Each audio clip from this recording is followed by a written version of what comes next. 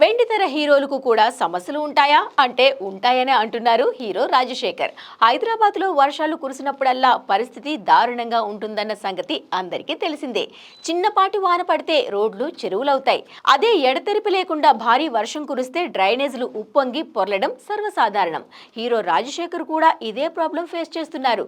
తాను నివాసం ఉండే జూబ్లీహిల్స్ రోడ్ నెంబర్ 70లో అశ్విన్ హైట్స్ లో డ్రైనేజీ లీక్ సమస్య చాలా రోజులుగా ఇబ్బంది పెడుతుందని, ఈ లీకేజ్ సమస్య గురించి చాలా సార్లు అధికారుల దృష్టికి తీసుకువెళ్లినప్పటికీ చర్యలు తీసుకోవడం లేదని, డ్రైనేజీ సమస్యకు వెంటనే పరిష్కారం చూపించాలని కోరుతూ ట్వీట్ చేశారు హీరో రాజశేఖర్.